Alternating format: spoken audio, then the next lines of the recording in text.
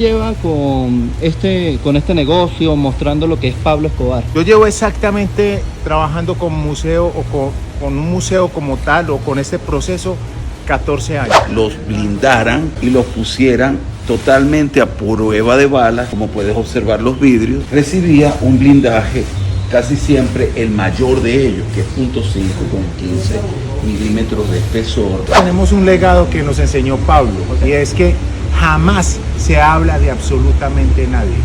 Para usted ser recto, para usted vivir su vida con tranquilidad, nunca habla de los demás.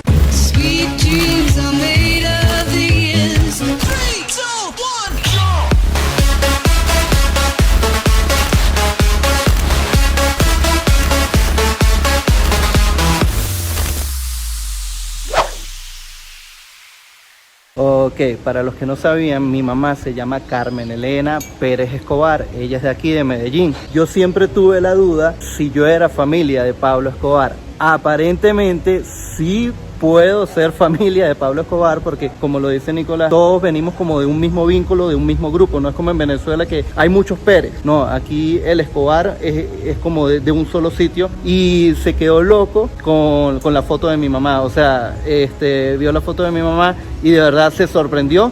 Incluso le causó como ternura, porque se le ve en los ojos que se acordó de sus tías y de sus abuelas.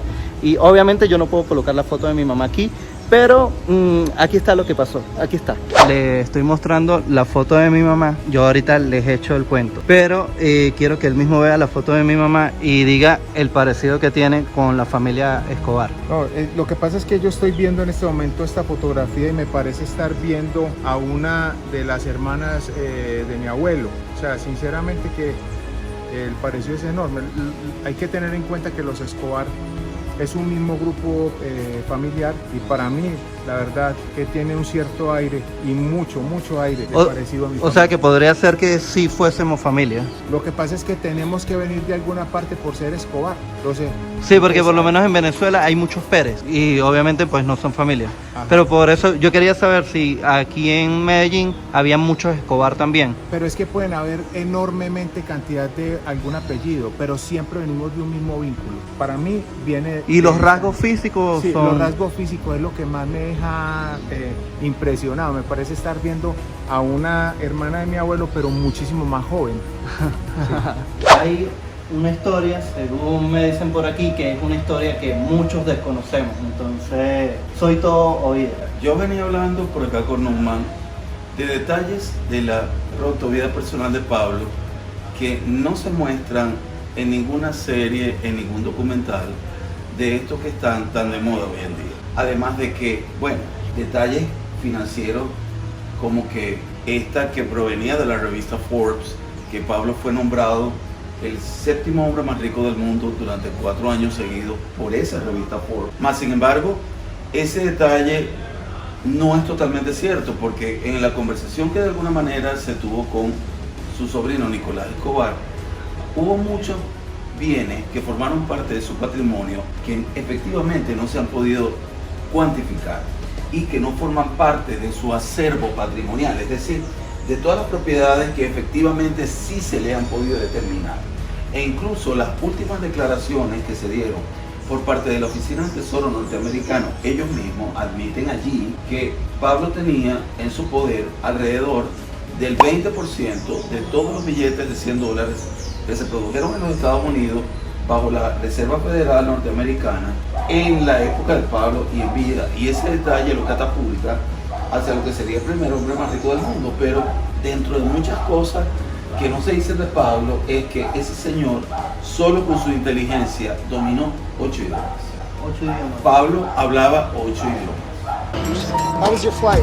Bien, Yes. un poco largo. Yeah. Flight, vuelo. So you want a drink? Something to drink? Yo. Obviamente era un hombre que no le gustaba usar ni intermediarios, así como tampoco mediadores, porque él decía que los negocios se tenían que hacer así, directamente, cara a cara, dentro de esas cosas, pero además por esa inteligencia, esa capacidad de negociación que él tenía y que demostró al convertir su organización en una de las más icónicas, no solamente de acá de Latinoamérica, sino del mundo entero por ese hecho de la revista Forbes, sino también por el hecho de que por eso de querer negociar él mismo, no solamente el español, porque obviamente nace acá en Colombia, en Medellín muy en lo especial, sino también el inglés, el francés, el portugués, el alemán, que formaban parte de los idiomas que él hablaba, pero además, como él tenía la visión que los árabes de alguna manera iban a dominar el mundo, habló y aprendió a hablar el hebreo, que usted sabe que es el idioma de Israel,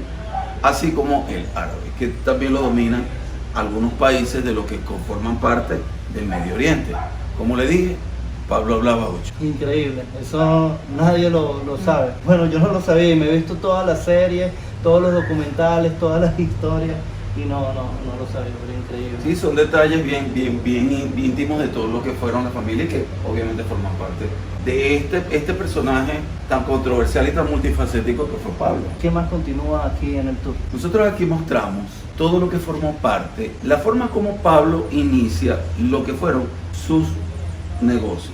Pablo, dentro de ese sentido de la ambición que lo caracteriza toda su vida, por esto de que te comenta mi jefe Nicolás Escobar, él comienza en la pobreza más dura, caminando descalzo 4 horas a la escuela. El hermano que se llevaba los zapatos se regresaba sin ellos porque se lo daba al otro, es decir, a Roberto en este caso, con quien le tocaba caminar esas 4 horas.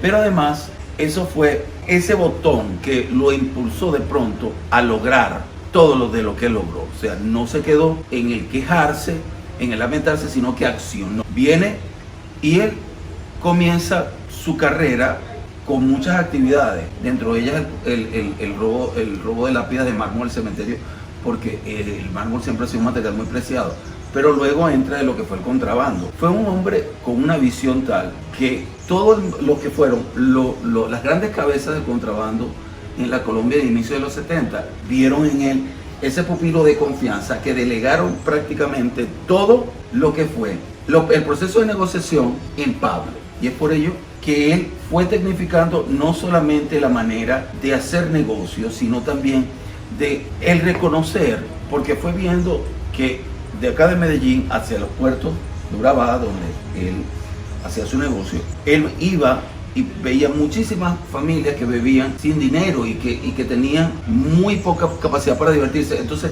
fue regalando en toda la vía televisores cuando en esa vía no había nadie. Entonces esa conexión con la gente pobre que nunca perdió esa capacidad de humanismo, ese no olvidar de dónde vine yo. Ese es el aspecto humanista que yo quiero que tú conozcas de ese personaje. O sea, que se podría decir que Pablo era una persona humilde. Totalmente humilde. Su dinero era, y su ganancia, y la visión era que el pobre no estuviera pobre, al punto de que imaginó 2 megaproyectos impresionantes.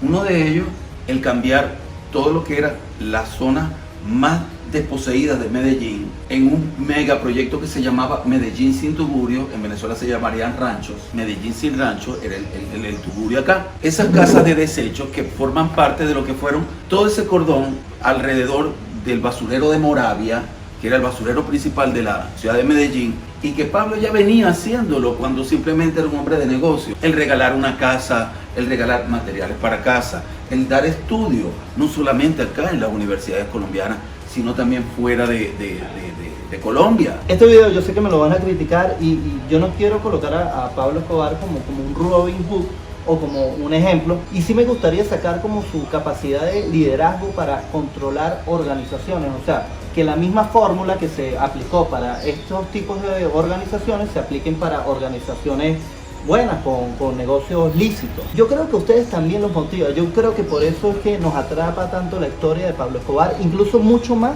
que la de un Che Guevara o la de un Hugo Chávez o la de un Chapo Guzmán. O sea, sin embargo, el Chapo Guzmán es muy apoyado, pero quisiera acotar algo. ¿Pablo Escobar era demócrata o socialista? O sea, ¿cómo lo definen? Porque es que en Venezuela le tenemos terror a los líderes o a los políticos que regalan las cosas.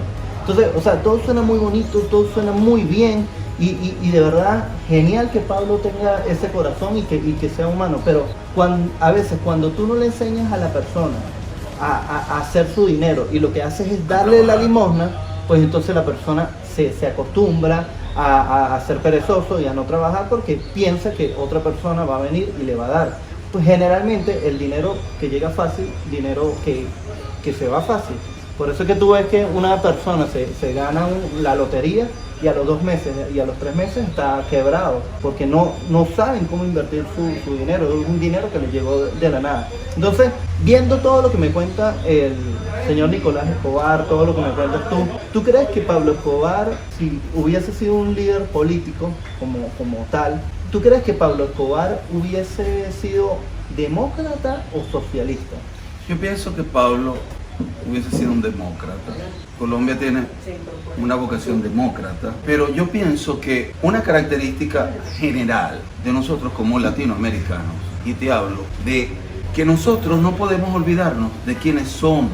Mira, Numa, tú, antes que definirte como que soy de izquierda, como que soy de derecha, tú no tienes que olvidar de dónde vienes tú y cómo, hablando del caso venezolano, porque estás hablando con uno de ellos, cómo era Venezuela y quiénes éramos nosotros. Nosotros siempre, como personas, como sociedad, y hablo de Latinoamérica, no solo de Venezuela, no podemos decir que porque hayamos tenido una mala experiencia buscando un cambio, nosotros dejemos de ser quien somos para convertirnos en lo opuesto a lo que nosotros éramos. Porque nosotros seguimos siendo quienes éramos, aun a pesar de habernos equivocado, si es que se considera este periodo político venezolano como un error. Así como tú la ves, es de una caleta original de Pablo y que servía para asegurar ese espacio. Obviamente se la muestro acá con todas sus características. Fíjese, no la puedo invitar a entrar porque el área está en restauración, pero aquí lo invito al amigo Newman a sentir el peso de la puerta. Por el lado de allá estaría lo que sería el circuito para cerrarla con la combinación, así como los pernos de seguridad. Y si usted está viendo acá la bisagra, el ancho, porque la puerta es de acero puro. O sea que estas caletas estuvieron llenas de mucho dinero. Obviamente, mira, te hablo de estimaciones porque mucho del dinero de él, como te dije acá, no ha podido ser efectivamente cuantificado. Más o menos, ¿cuánto dinero se podía guardar en una caleta? Eso depende, amigo, porque Pablo imaginaba caletas en donde usted menos se imaginara. Pablo podía elegir algo tan común y corriente para su vida personal, como una mesa de televisor, como una pared, como hacer un hueco en ese lugar nada más para esconderlo, o cerca del techo, o bajo una piscina. En cualquier lugar Pablo podía pensar en una caleta, porque como te digo, tú y el origen de las caletas para nuestra cultura. ¿Qué es una caleta? Porque a eso iba. para mí caleta es algo diferente. ¿Qué es una caleta para Chile? En Chile caleta es como una especie de puerto, donde están los pescadores traen el marisco. La caleta para caleta arriba. de pescadores, claro. Ok, acá en nuestra jerga, La caleta es como un escondite, El un es- compartimiento, ¿ves? O De sea, cosas algo importantes, escondido. de Sí. cosas, dinero. Exacto. sobre todo Exacto. dinero. El Pero propósito de la caleta. camuflado, ¿sabes? O sea, eso es la función de la caleta, camuflada. Entonces por eso él dice que podría estar debajo de una piscina, entonces tienes el agua, tienes el concreto y abajo está la caleta. O sea, el dinero, pues. O sea, todavía podrían haber caletas que desconocemos. De hecho, es por eso que hay muchos de esas personas que de alguna manera llegaron a trabajar con estos operativos que se hicieron para capturar a Pablo, con los Pepes, que fue la DEA, la CIA y el FBI, agentes y exagentes ya en ese tiempo. Claro, ahora los jóvenes son los que vienen de alguna manera a apoyar a esos exagentes, bañándose de la información para buscar, según lo que les dicen, en los lugares donde Pablo escondía. Obviamente ya eso es muy difícil porque sería buscar, o sea, vamos a decir, en esta montaña tendrías que escarbarla toda como para llegar a determinar un sitio, porque como te digo, Pablo en este sentido era wow, súper imaginativo. Como te digo, construía paredes en doble fondo para que cuando la policía allanara, entonces al taladrar, usted taladraba una parte de esa caleta, porque el dinero estaba en la otra. Claro, tú me dirías, ok chicos, la tecnología actual, la que a través del rayo X y ultrasonido, ¿no? Metiendo ondas sonoras para determinar si allí hay algún compartimiento. Es que se ha permitido determinar algunos lugares donde estaban metidos en esas paredes. Este artista que le hace esta pieza de arte en su honor se llama Julio Londoño. Se la firma acá en original y el año en que la hace está acá. El nombre de la pieza de arte se llama El Ángel Pecador. Si tú puedes observarlo bien, es un ángel que se encuentra en estado de gestación y por ello el nombre. Pablo quería pintarle un mural en favor de la no extradición de narcotraficantes colombianos hacia los Estados Unidos.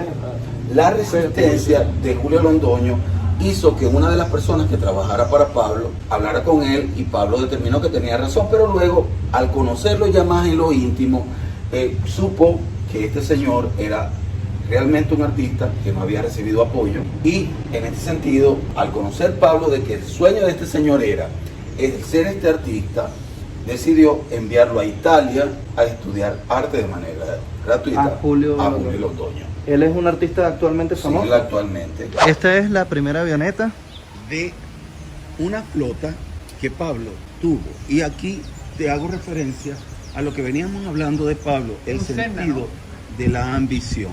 Así como tú la ves, Cessna, ¿por qué? Por varias razones. Fíjate que es una avioneta incluso restaurada en lo interno, de 2 aviones a 1, de 2 asientos a 1. ¿Por qué? Porque él no quería que el piloto tuviese testigos de nada, que viajara solo, que ni siquiera hiciera escalas y que todo el espacio fuera para lo que él quisiera, que era obviamente el dinero o la mercancía que trasladaba allí. En esta no transporta droga ni mercancía alguna, transporta solo dinero. El dinero que él usa para comprar la hacienda Nápoles. Y por ello hace 5 viajes, Medellín-Panamá. En el 5º y último viaje, él saca este avión, lo saca de circulación y lo coloca sobre la entrada de la hacienda. Este primero que usó, como dice el amigo acá, Cessna. ¿Por qué un Cessna? Fíjate que estos aviones, por la altitud en la que van, pueden volar bien bajo y hace difícil la detección de esos aviones por parte de los radares. O sea, que eran ideales. Pero este no transportaba ningún tipo de droga, o sea, solamente era dinero. Que él utilizó para construir esa hacienda. Entonces, actualmente el avión que está sobre... es otra cosa. No tiene relación con esto que compró Pablo. Luego de que se la confisca el gobierno, ya tú sabes cómo fue la historia posterior. Lo que se puso allí fue una réplica cuando se puso, yo creo que el que está en la actualidad, que ya ni siquiera hay allí en la hacienda Nápoles, un avión.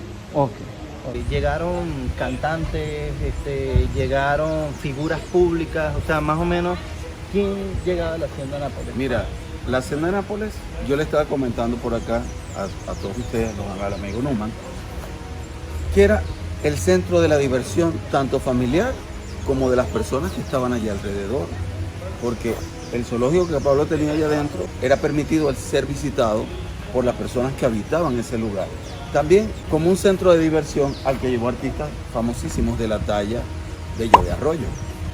Según la serie, el Puma sí visitó a Pablo Escobar, porque a la esposa le gustaba el Puma. A la esposa, según la serie. Sin embargo, yo en todo y lo hicieron salir luego corriendo. Así pareció. Muy buenas noches. Para mí es un placer venir desde Venezuela y estar en esta bella noche. Antes de cantar mi primera canción, quisiera invitar al gestor de todo esto, el señor Pablo Escobar Gaviria. Me siento orgulloso y feliz de tenerlos esta noche. Téngame duro, que es que yo tengo las piernas como temblorosas y tú no vio la sorpresa que yo le tenía. No puedo superar el ¡Vaya! Boba, tú es que tremendo cantante. Galanazo, ¿cuál boba? Mírale la cara de enamorada que puso con semejante tontarrón. ¿Estás celoso? No, estoy pensando. Dios, pareces enfermo, Pablo. Sí, estoy enfermo, muy enfermo. El suyo allá en esa tarima. Sí. Y si le gusta tanto, entonces hubiera avisado, ya se van a una habitación allá los dos y hacen el amor. Así parece. Yo no te puedo asegurar eso. Sin embargo, sí llevaba políticos muy importantes de la talla, por ejemplo, del asesor del presidente de Perú para ese tiempo, que fue Vladimiro Montesino. Montesino. Él fue para allá.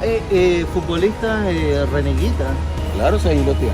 René Higuita y Pablo tenían una relación de amistad personal. ¿Por qué? Porque Pablo vio en Higuita su misma historia. Esto es un maniquí, Sí. pero este sí es Higuita, no es un montaje. Y este es el señor Mi Nicolás. jefe Nicolás Escobar. Perfecto. Yo no puedo creer que yo tenga el privilegio de tener al mismísimo René Higuita aquí en mi casa. Qué placer, qué honor tan berraco. Mucho gusto, don Pablo.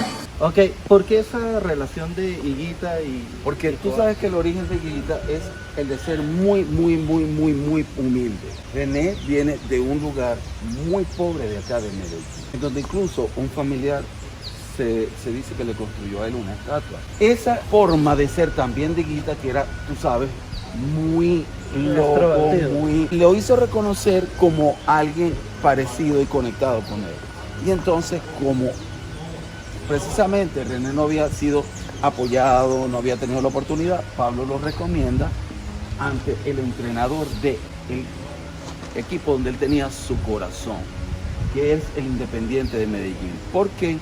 Ese equipo llegó a ser de Pablo, el Independiente de Medellín. La historia de Netflix creo que te cuenta que el Atlético Nacional era él, un equipo de él. Pablo nunca fue propietario de ninguno. Como buen paisa...